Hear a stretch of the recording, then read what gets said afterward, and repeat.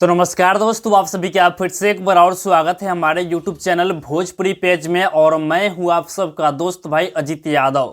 दोस्तों देखिए, कल सुबह सुबह खेसारी लाल यादव जी का एक और शानदार गाना आप सभी के बीच में रिलीज होने जा रहा है।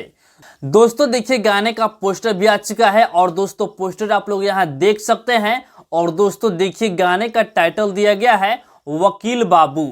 दोस्तों बता दें कि इस गाना को खेसारी लाल यादव के साथ में शिल्पी राज इस गाने को गाई हैं। और दोस्तों इस गाने को कृष्णा बेदर्दी जी लिखे हुए हैं और इस गाने में म्यूजिक भी कृष्णा बेदर्दी जी ही बनाए हुए हैं। और दोस्तों बता दें, खेसारी लाल यादव जी का ये गाना खेसारी लाल यादव जी का सन ऑफ बिहार फिल्म का ये गाना है, जो कि इस गाना को कल सुबह 6:30 पे म्यूजिक ऑन कैप्टन चैनल पर रिलीज किया जा रहा है।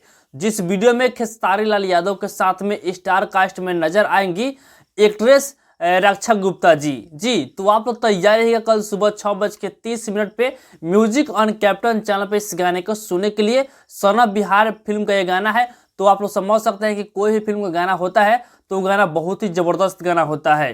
तो बाकी दोस्तों फिलहाल का ही अपडेट है। आप लोग इस गाने को सुनने के लिए कितना ज़्यादा एक्साइटेड है कमेंट बॉक्स में बताइएगा।